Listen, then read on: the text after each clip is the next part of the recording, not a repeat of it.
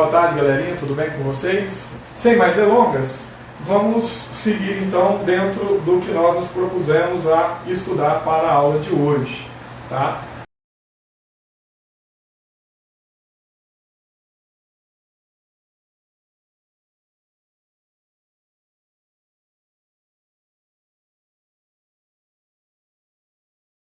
Então, nós temos, por exemplo, na última aula nós escrevemos sobre o modelo atômico de Arnold Sommerfeld. E esse modelo retrata aos anos de 1916, foi quando ele publicou esse modelo. E o que ele trouxe de inovação em relação ao modelo de Bohr? Em relação ao modelo de Bohr, ele tem uma perspectiva de trazer as órbitas elípticas. Então ele mescla as órbitas que são circulares e as órbitas que são elípticas. A gente percebeu que esse modelo precisou de uma atualização e ela se seguiu nos idos do século XX, da década de 20 do século XX. Então, no século passado, a partir de 1922, muitos dos conhecimentos que estavam sendo produzidos na época pela mecânica quântica foram associados aqui dentro da proposta de Arnold Sommerfeld. Então nós temos o seguinte, ele propôs, nós temos aqui um núcleo positivo e as órbitas elípticas e circulares, lembrando que isso aqui está fora de escala, uma vez que você já aprendeu que o núcleo é de 10.000 a 100.000 vezes menor do que o átomo. E aí, o que acontece? Dentro dessa perspectiva, o modelo de Sommerfeld, ele traz uma inovação. Por quê? Ele pressupõe, em uma órbita elíptica, energias diferentes em função da distância.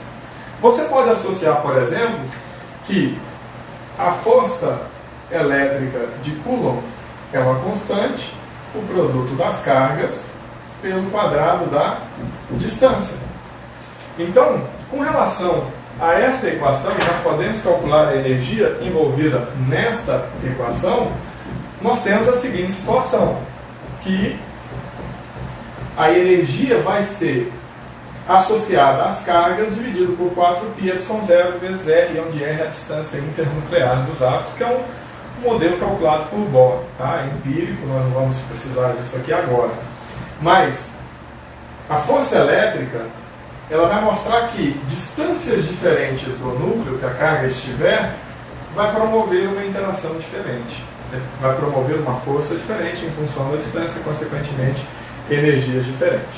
Foi isso que Bohr propôs lá atrás. Só uma pergunta, o pessoal que está online, está ouvindo bem o áudio? Se tiver, como você não pode mandar pergunta, mande coraçãozinhos que eu sei que vocês estão ouvindo, vocês estão me ouvindo, tá? Vamos seguir.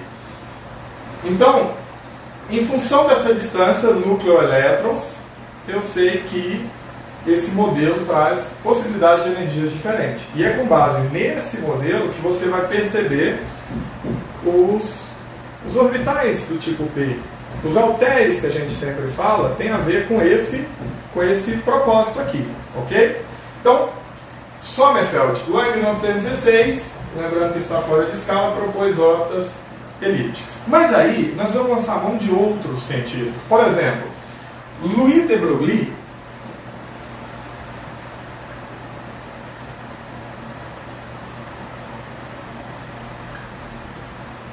e aqui o ano é 1924, ele vai propor, inclusive num documento de 30 páginas, um elegante documento de 30 páginas, porque ele faz a pergunta, é possível a matéria ter comportamento ora de matéria e partícula, ora de energia? Então, já estava bem claro para nós a diferença entre matéria e energia. Mas aí de Broglie faz a pergunta e ele responde essa pergunta num documento. Ele ficou 14 semanas isolado fazendo esse documento, e aí ele vai propor o que ficou conhecido como princípio da dualidade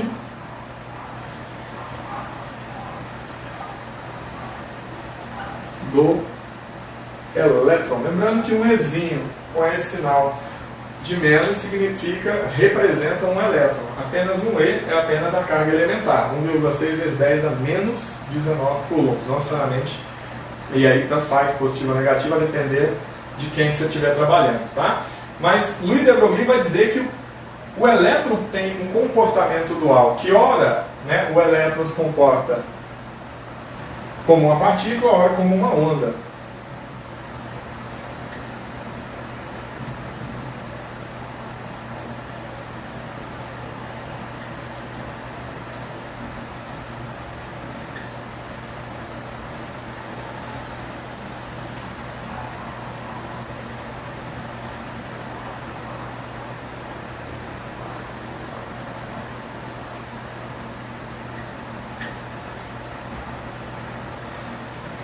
Depois, nós temos o princípio da incerteza de Heisenberg.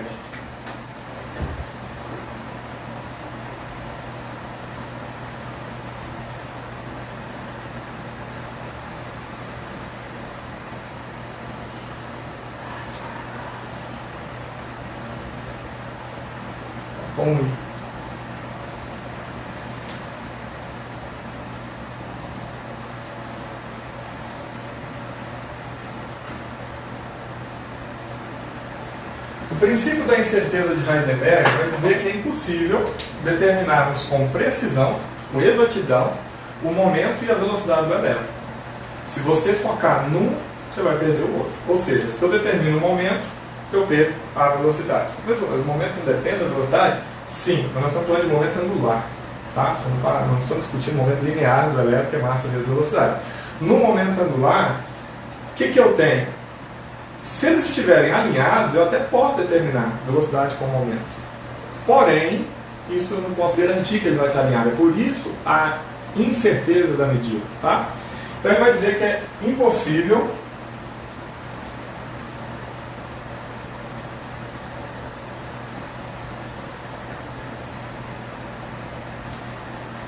determinarmos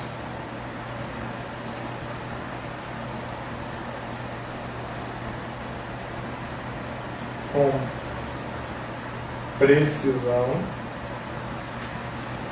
o momento e a velocidade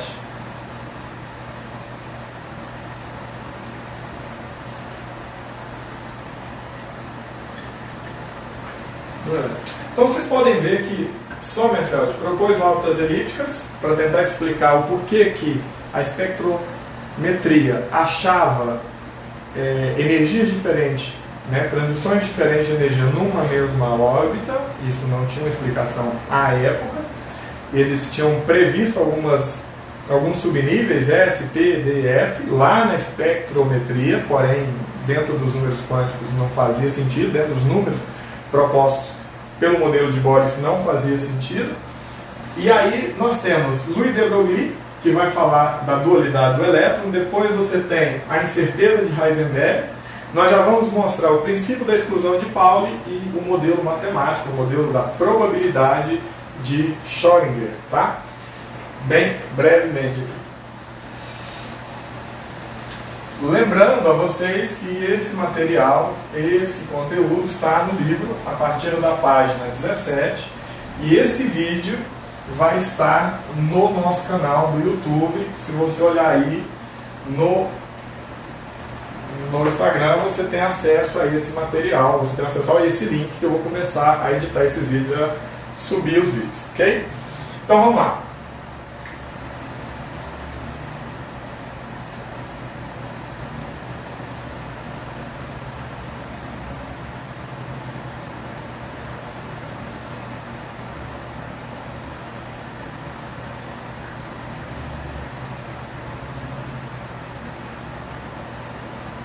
Princípio da exclusão de Wolfgang Pauli.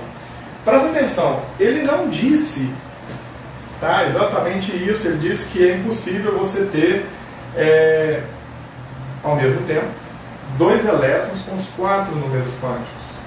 Então eu preciso, na verdade, antes de escrever o princípio da exclusão, nós vamos fazer aqui uma introdução do modelo de Schrödinger. Erwin Schrödinger. Erwin Schrödinger viveu no século passado e no ano de 1926 ele propõe um modelo matemático, um modelo probabilístico. E aí tem aquele famoso experimento do gato zumbi de Schrödinger. O que é essa probabilidade? Ele percebe que a mecânica quântica, que então estava se desenvolvendo de 1900 a essa época, quando ele faz essa proposta, ele vai dizer o seguinte: olha, não há como a gente propor comportamento para as partículas nucleares, comportamento para as partículas da eletrosfera com base na mecânica newtoniana. E o que é pior, e nem tampouco com base no eletromagnetismo. Então, embora a gente está trabalhando com cargas elétricas, elétrons, prótons, o núcleo, eles não obedecem bem aquelas cargas isoladas, quando você pega duas cargas isoladas, etc. Tem uma série de outras variáveis, uma série de outras coisas para se levar em consideração. Ou você vai adotar um comportamento ideal, ou você, para adotar um comportamento real dessas cargas, tem uma série de coisas que você precisa levar em consideração. Qual que é o problema? O problema é que dentro do modelo de Schrödinger, do modelo probabilístico, aí tem uma bela de uma equação, a gente não vai perder tempo com ela, porque ela lança mão de conceitos matemáticos um pouquinho mais refinados para a gente poder calcular, por exemplo, um operador gradiente. Mas basicamente, para você entender, se você pensar que desde o modelo de Dalton o átomo é uma esfera, então Dalton, Thomson, Rutherford, Sommerfeld, Bohr, esfera, ele vai calcular essa probabilidade de encontrarmos um elétron levando em consideração três dimensões: uma dimensão no eixo X, uma dimensão no eixo Y e uma dimensão no eixo Z. Ele vai derivar tudo isso, assim, é um pouquinho mais complexo as ferramentas matemáticas, e ele vai calcular a probabilidade de encontrarmos o elétron. Tá? E não somente isso, ele calcula uma série de probabilidades. Mas o que é interessante do modelo de Schrödinger? E aí, para explicar a ideia probabilística, ele lança a mão, por exemplo, do gato. Imaginemos o seguinte: uma caixa fechada, obviamente que esse experimento experimental, tá? Não precisam ficar tristes aí, pessoal defensor dos animais, está tudo certo. Nós temos que defender os animais, sim, estão com a gente na natureza. Agora, esse experimento não foi feito, tá? Não mataram nenhum gatinho, ainda bem. Mas imagine o seguinte: você pega uma caixa totalmente fechada, de modo que eu não tenho controle sobre o que está dentro dela, eu não estou vendo o que está lá dentro, e eu vou colocar um gato lá dentro. Lá dentro eu vou colocar um cianídrico, um ácido cianídrico, que é extremamente tóxico, porque ele se liga ao ferro lá no grupo M, lá na proteína que está hexacoordenada ao ferro. Então ele se liga ao grupo do ferro e cria uma situação onde aquela hemoglobina vai ficar ocupada e ela não pode mais transportar gases. Ela vai matar o animal por asfixia. O animal vai morrer sem oxigênio. E o ácido cianídrico, é extremamente volátil, volatiliza-se com grandes quantidades. Então vai criar uma atmosfera dentro da caixa, e esse gato, ao aspirar esse ácido, ele vai acabar perdendo a consciência com o tempo até morrer. Pois bem, lembre-se que é um experimento mental, ele não chegou a ser feito, ainda bem. Só que, para desarmar esse mecanismo, tem um martelo que está para quebrar o vidro, onde tem o ácido cianídrico, e ligado a esse martelo tem um circuito elétrico. Esse circuito elétrico está ligado a um decaimento radioativo. Então vocês vão estudar em radioatividade a meia-vida de um composto. Qual que é a proposta? Lá dentro tem um elemento que tem a meia-vida de 1 hora. Ou seja, daqui a 1 hora, a nossa expectativa é que o elemento sofra decaimento radioativo, e se o elemento que estiver lá dentro sofrer decaimento, vai fechar o circuito uma vez fechado, aciona o martelo quebra o vidro e o gato morre. Ok? Pois bem, agora é 1 hora e 5 minutos depois do experimento. A pergunta é: o gato está vivo ou o gato está morto? Ora, você pode dizer, é simples, basta abrir uma caixa e olhar o gato. Nós não podemos fazer isso porque nós não temos acesso a isso. Então repare, nós queremos prever algo sem ver esse algo. É assim que os cientistas lidam com a química atômica, a química molecular. Como que a gente fez então? Calculando a probabilidade. Qual a probabilidade? Uma probabilidade para o gato estar vivo. Como que seria essa probabilidade? O decaimento ainda não ocorreu, o sistema não foi fechado, o martelo não foi acionado e o aço está contido dentro do frasco e o gato está vivo. Ok? Qual seria a outra probabilidade? O sistema já sofreu decaimento, o circuito já se fechou, o martelo foi acionado, quebrou o frasco e o gato, infelizmente, veio calcular. A matemática nos permite calcular essas duas probabilidades, ok? Essas duas probabilidades podem ser calculadas no modelo, quer seja do gato vivo, quer seja do gato morto. Isso é só um exemplo para mostrar que a gente tem condição de fazer algo muito além.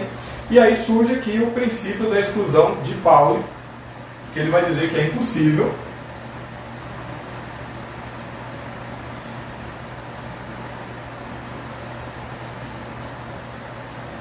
que dois elétrons possuam o mesmo conjunto com os quatro números quânticos iguais.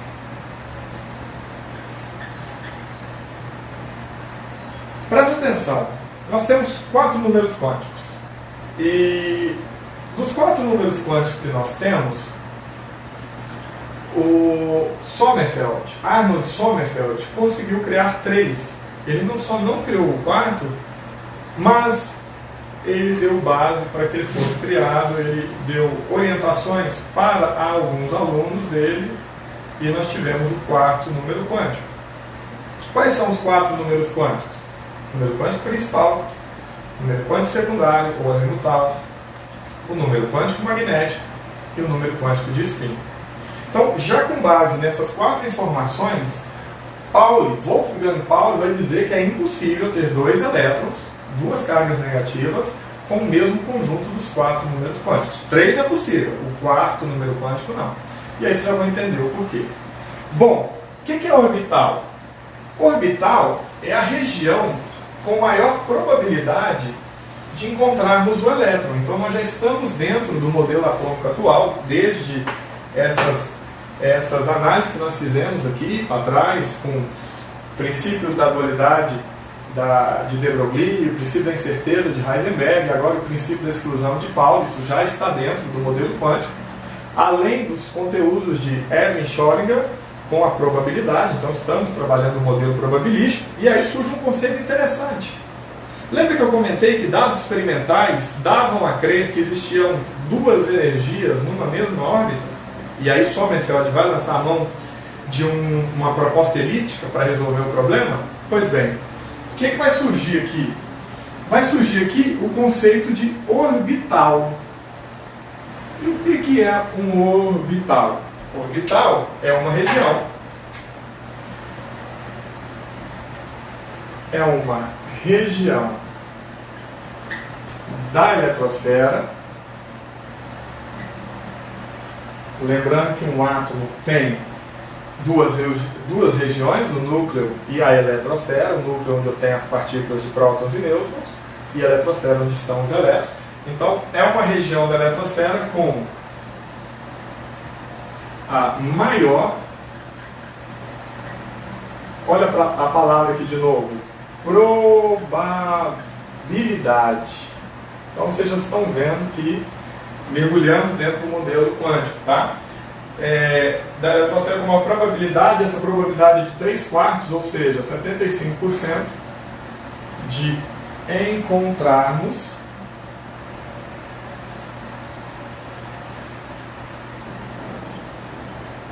o elétron. Então, essa é a região onde eu tenho maior probabilidade de conseguirmos encontrar o elétron, tá bom? Esse é o orbital. Como que nós representamos? O que seria o orbital antes disso? De novo, imaginemos a esfera, modelo de Dalton, modelo de Thomson, modelo de Rutherford, modelo de Bohr, modelo de Sommerfeld, E dentro de tudo isso que nós discutimos, dentro de todos esses modelos, a gente já falou no início da aula, todos eles têm algo em comum, que o átomo é esférico. Isso a gente nunca abandonou isso do modelo atômico. Se você se recordar, o que Dalton usa para representar o modelo dele é uma bala de canhão, que anos depois a gente substituiu esse modelo para uma bola de bilhar, uma bola de sinuca, tá? Mas de novo, esférico. Thomson propôs um pudim de passas. A gente já discutiu isso. O pudim de passas é em inglês, não é um pudim. Tem gente que imagina aquele pudim que é costumeiro, doce costumeiro aqui no Brasil, com passas em cima, fica parecendo um manjar de ameixa. Não dá nada a ver. Parece aquele chocotone simples, tá? Aquele que vem de supermercados aí, aquele mais baratinho. Não vão pensar naquelas marcas de luxo famosas que tem o recheio, não, porque não é aquilo não. Onde por toda a massa, de maneira homogênea e igual, teria gotas de chocolate, e a massa seria uma carga positiva. Lembrando que o panetone não tem a característica de ser uma esfera, mas o modelo deveria ser. Depois em Rutherford, com a esfera, o modelo do sistema planetário, mas ainda esfera. O problema é quando a gente escreve o modelo de Rutherford, é muito comum nós fazermos esse desenho aqui, lembrando que esse desenho aqui, que ficou conhecido como sistema planetário, é um corte. Você fez um corte, tá, no átomo, ele não é assim, circular. Depois você tem um modelo de Sommerfeld, o modelo de Bohr, que explica essas transições eletrônicas. Isso tudo foi ensinado na aula passada. O porquê que o elétron, né, segundo a física clássica, esse elétron está girando aqui ao redor do núcleo, por ter uma força centrípeta eletrostática atraindo ele, era para ele espiralar-se no núcleo. E quando elétrons são absorvidos no núcleo, o núcleo emite raio-x. A gente não observa isso. Nem os elétrons desaparecendo das camadas eletrônicas e nem os núcleos emitindo raio-x. O que a gente foi compelido a fazer? Niels Bohr, químico dinamarquês, quantizou essas órbitas. Ele vai dizer, não, tem valores específicos. Ok? Depois descobrem, e aí, desde aquele modelo do tubo de raios catódicos, lá de Thomson, que foi proposto, né, o tubo foi desenvolvido por William Crookes, e desse tubo nós tivemos assim, uma série de experimentos. Foi aí que foi descoberto o elétron, o tubo de raios catódicos, foi aí que foi descoberto o próton no tubo de raios anódicos, seria um tubo, é o mesmo tubo, porém percebeu-se a emissão no sentido contrário ao raio catódico. É aí que foi permitido, por exemplo, conhecer o raio-x, que vocês já sabem, que vocês já estão cientes, e é desse mesmo tubo onde você punha gases rarefeitos sob descargas elétricas que a gente descobriu uma série de coisas sobre o átomo. Só que isso ficou conhecido como metria de medida, espectro da luz que esse átomo emite das transições eletrônicas. Então repare, quando o Bohr vai lançar mão disso, ele tinha todo um vasto conhecimento de publicações que Armstrong havia feito lá na segunda metade do século XIX, uns quase 50 anos antes de Bohr propor o modelo. Tinha séries de transição eletrônica de J.J. Balmer, que isso aconteceu em 1885, lembre-se que o modelo de Bohr em 1913. Tá? Então eles já tinham acesso a todos esses dados da espectrometria e só então eles resolveram propor os modelos que viriam. Então, o que é o orbital? É uma região dessa eletrosfera onde eu posso encontrar o elétron. Agora imagine uma esfera.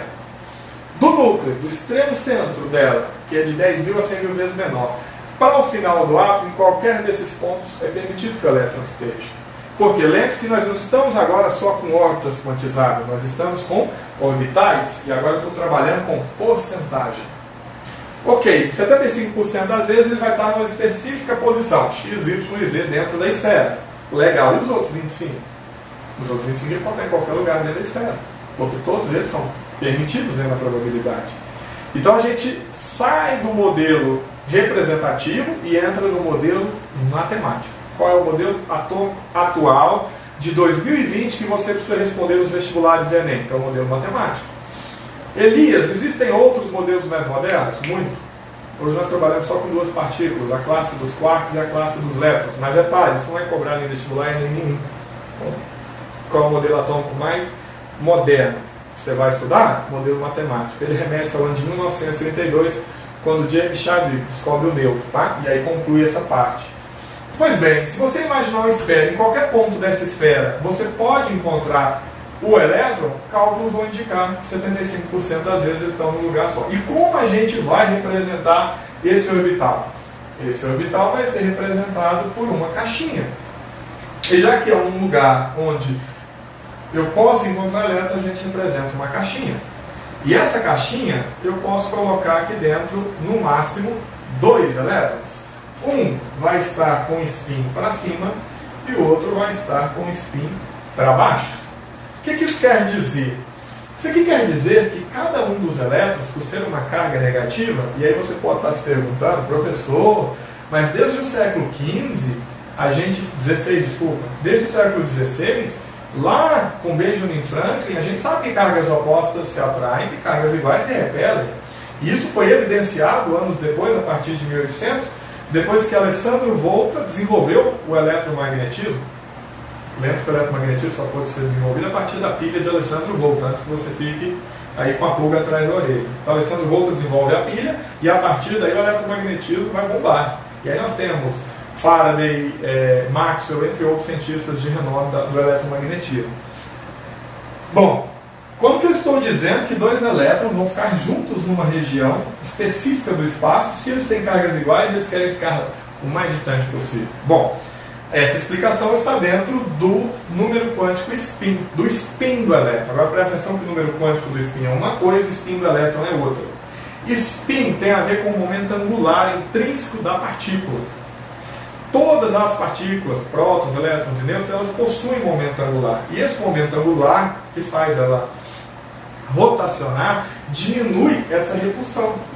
Então, como que eu proponho que 2 cargas iguais vão ficar juntas num espaço restrito do lado?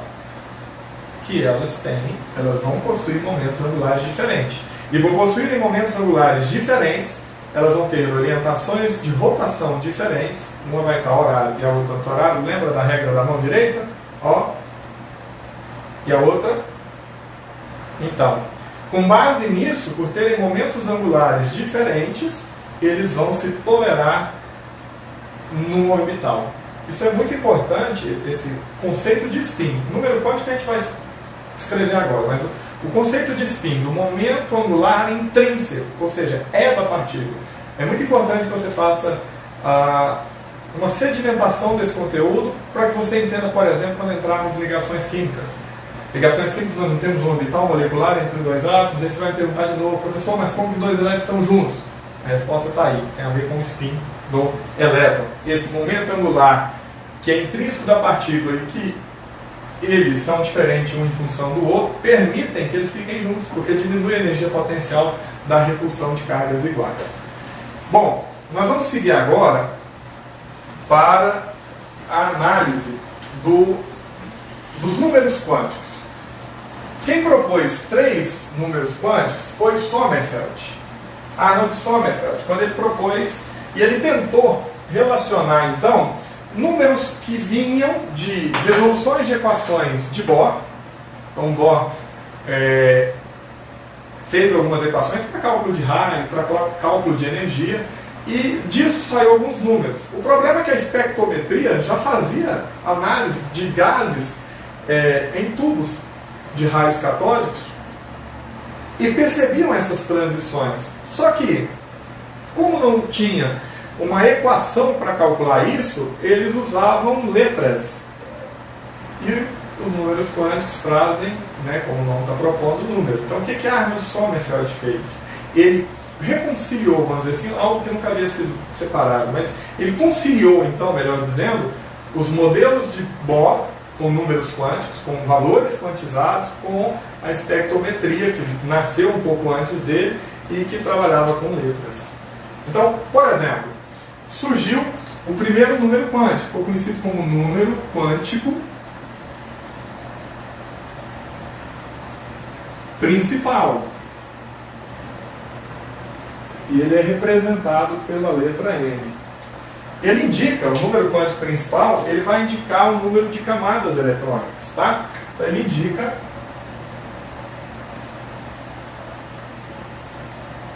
a camada eletrônica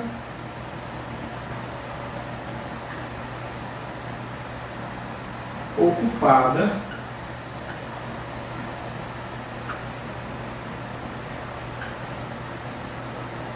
pelo elétron. Então vai surgir coisas do tipo KLM. A espectrometria trabalhava com as seguintes letras: K, L, M, N, O, P e Q. Por que trabalhavam com essas letras? A partir das transmissões, não é as transmissões, a partir das transições eletrônicas de Balmer, de J.J. Balmer, eles associaram algumas transições em camadas. Como eles não sabiam se eles estavam lidando com as menores camadas, eles aplicaram o seguinte: eles chamaram essas camadas de letras do alfabeto. Como eles não tinham certeza, não podiam usar a primeira letra A, porque depois descobriam uma camada inferior, uma transição menor, e aí ia chamar de quê? Então o que eles fizeram? Eles colocaram a primeira camada com o nome de K, a letra do meio do alfabeto, e seguiram para frente, né? K, L, M, N, O, P e Q.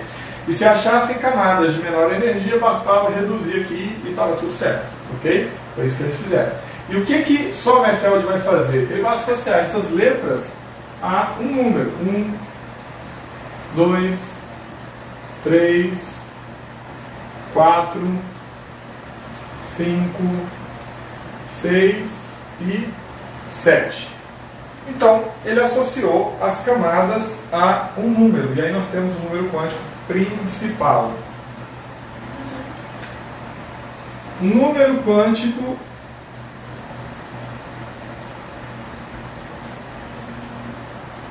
secundário ficou conhecido como a letra L. O número quântico secundário, ele vai indicar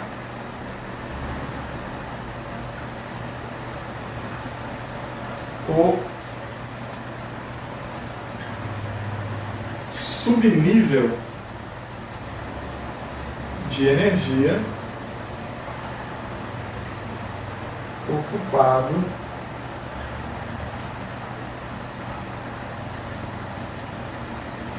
pelo elétron.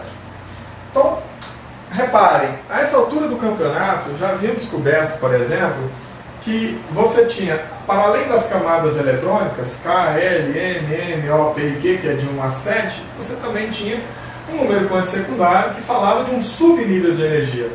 Sommerfeld tentou resolver esse problema usando as órbitas elípticas, porque já sabia que com as órbitas elípticas eu poderia ter uma mesma camada de energias diferentes. Essa era a proposta de Sommerfeld. Tá? E a gente observa que isso se segue, porque tem um subnível de energia.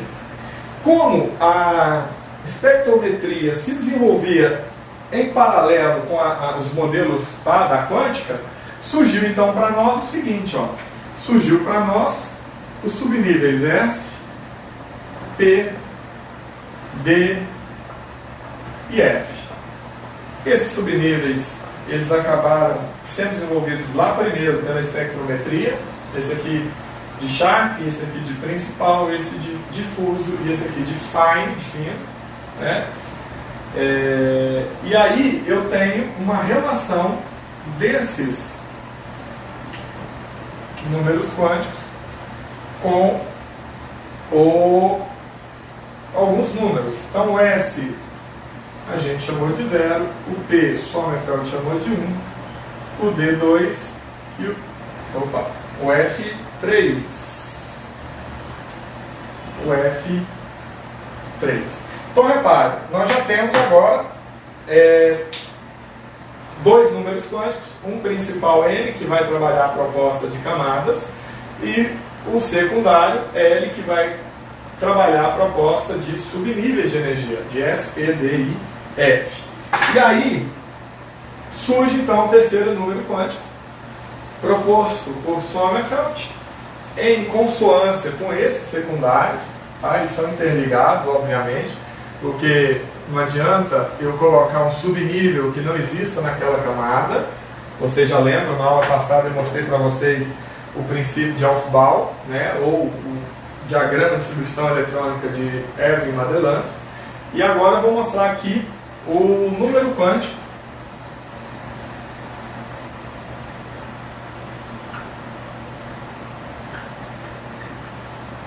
magnético,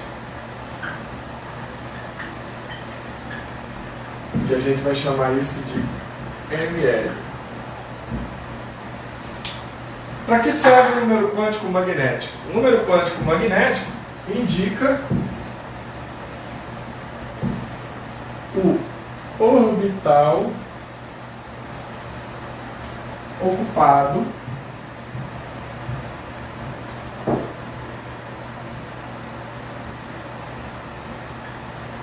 pelo elétron. E aí, repare, ele vai de menos L até mais L. É por isso que eu pus ML, porque esse número quântico magnético ele depende do número quântico secundário. Então, se a distribuição eletrônica termina no subnível S, não existe menos L mais L. Então, toda vez que o número quântico secundário, o L, for igual a zero, o ML obrigatoriamente também será zero. Agora, eu tenho as outras opções, quando for distribuição no P, quando for no D, quando for no F. Porque aí eu vou ter de menos 1 a mais 1, 3 orbitais. Menos 2 a mais 2, 5 orbitais. E menos 3 a mais 3, você vai achar 7 orbitais. Eu vou mostrar para vocês. Então, o S cabe no máximo 2 elétrons, isso indica apenas um orbital. Vamos melhorar esse orbital que está meio feio.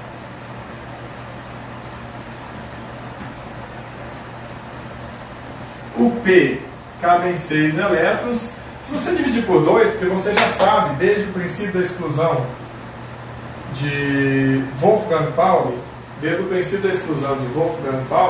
você sabe que cada orbital comporta no máximo 2 elétrons. Se cada orbital comporta no máximo 2 elétrons, eu vou observar que 6 dividido por 2, eu espero ter 3 orbitais. Então, está aqui os 3 orbitais. O D, 10 elétrons, então eu vou ter 5 orbitais.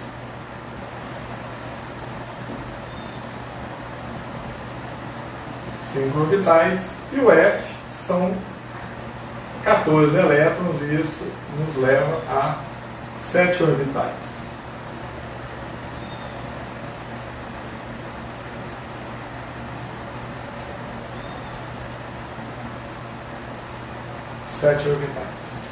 Pois bem, e aí, nós estamos encerrando a nossa caminhada por hoje. Você tem o seguinte: como que eu vou saber lidar com isso? Bom, esses orbitais P's, e eu vou deixar isso para um outro momento, para a gente fazer esses desenhos de como funcionam esses orbitais. Você vai perceber que eu tenho 3 orbitais e nada me impede de ter, obviamente, menos 1, 0 e mais 1. Esse aqui que eu só tenho um orbital é o orbital 0. Esse aqui, lembra que vai de menos L até mais L? O D é 2. O D tem um número quântico igual a 2. Então significa que vai de... Está travando.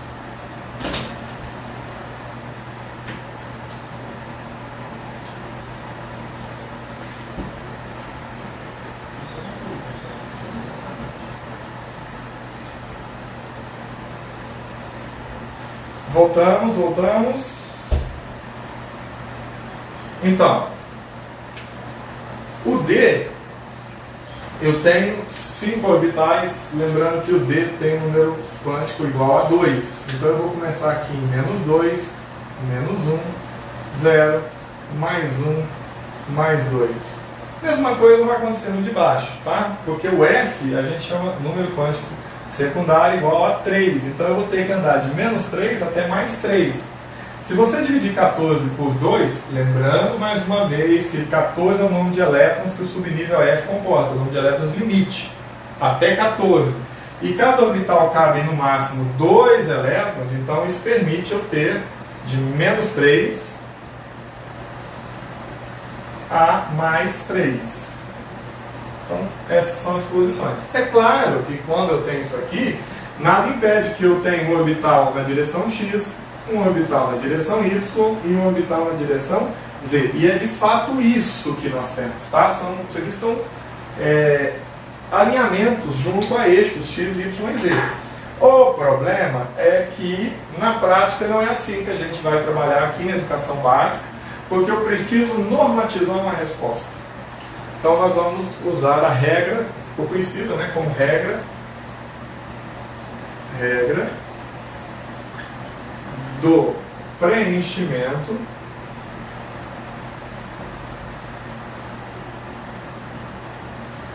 de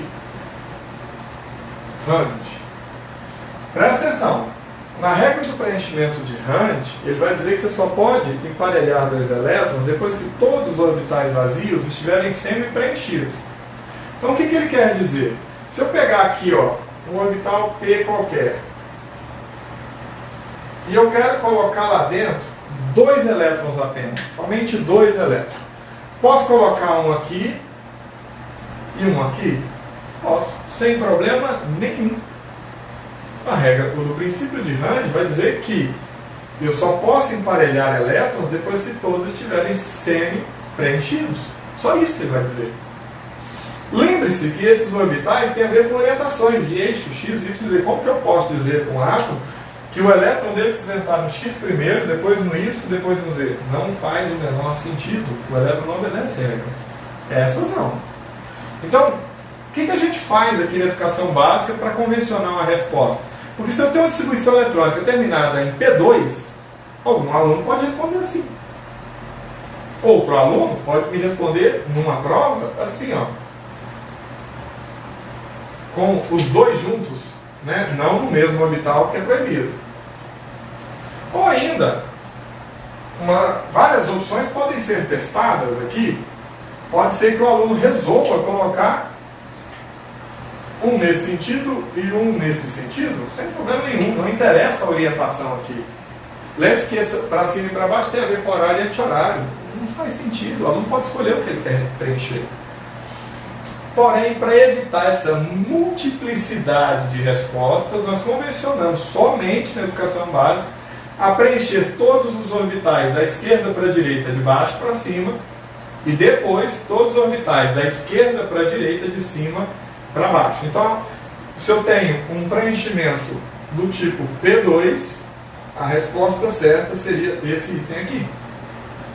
Porque agora eu consigo convencionar que todos os estudantes façam uma resposta única. Eu estou mostrando que isso não é correto, tá? Eu estou mostrando que todos os itens aqui são verdadeiros, segundo o preenchimento de Rand.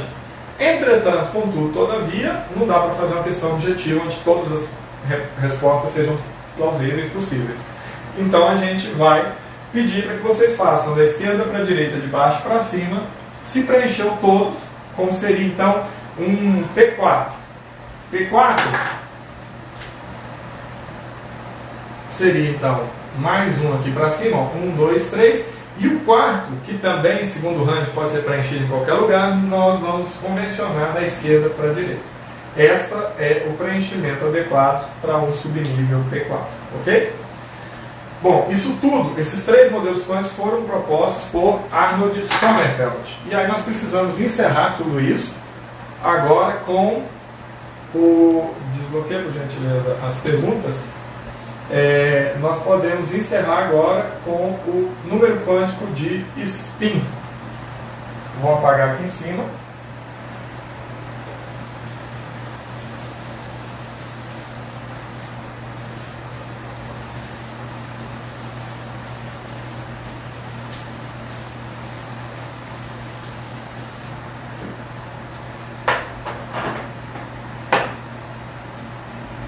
E agora, para encerrar, vamos mostrar o número quântico de spin.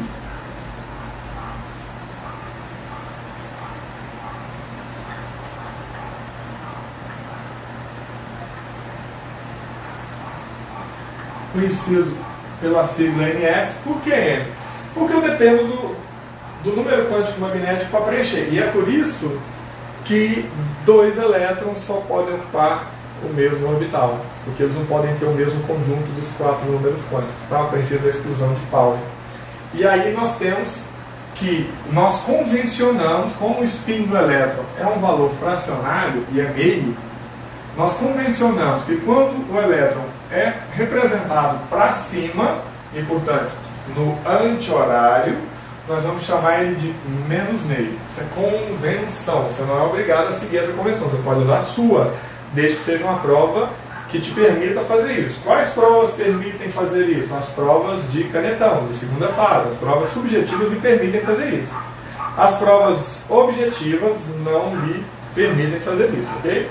E aí para baixo, mais meio, onde eu vou ter agora, pela regra da mão direita, o sentido horário, tá? Para cima, ali ele está no anti-horário, para baixo ele está no horário. Então, num preenchimento qualquer, do tipo P4, 2P4, então para falar desse subnível de energia, nós vamos lançar mão de alguns números quânticos. Primeiro, número quântico principal, N, indica a camada. A camada está aqui, ó, é a segunda camada. L, número quântico secundário, indica o subnível. O subnível é o P. Lembre-se que sem pão dá fome. S, P, D, F. Então o S é 0, o P é 1, o D é 2 e o F é 3. Então neste caso, eu estou no subnível P, o L vale 1. O magnético, aí nós temos que desenhar aqui o orbital, ok? Que vai de menos 1, 0, mais 1. E aí eu vou colocar lá dentro quantos elétrons? Aqui, ó. Tanto que eu tenho, 4 elétrons. Lembrando que eu preciso colocá-los, segundo o preenchimento de Hunt, primeiro eu tenho que ter todos sempre preenchido para depois eu emparelhar. Aqui a gente vai seguir a seguinte regra. Da esquerda para a direita, de baixo para cima, 1, 2, 3. Nós já estamos com todos sempre preenchidos. Assim, a regra de Hunt até aqui está válida. E nós vamos colocar o quarto elétron em qualquer um deles. Não. Hunt diz que pode, mas a gente vai dizer que não. Senão vai ter. Esse quarto elétron vai permitir número quântico magnético menos 1, 0 e mais 1. E aí eu teria respostas múltiplas. Então nós vamos ter aqui da esquerda para a direita, de cima para baixo. E aí eu vou fazer uma ressalva aqui, ó. Não uma ressalva, mas uma observação. Qual foi o último elétron que nós colocamos? Foi esse, que eu marquei em vermelho. Então qual é o número quântico? O número quântico magnético, ML, vai indicar o orbital que eu coloquei o elétron. O orbital que eu coloquei o elétron tem o número quântico menos 1. E para encerrar, número quântico de spin, ms, que vai me dizer se o elétron tem sentido anti-horário ou se ele tem sentido horário. Se ele foi escrito para cima ou se ele foi escrito para baixo. Você está vendo que ele foi escrito para baixo. Quando ele está para baixo, nós convencionamos o uso de mais meio. Então esse é o conjunto de 4 números quânticos que você tem para um elemento cuja distribuição eletrônica termina em 2p4, por exemplo, o oxigênio. Fiquem com Deus, um grande abraço, muito obrigado, até a próxima.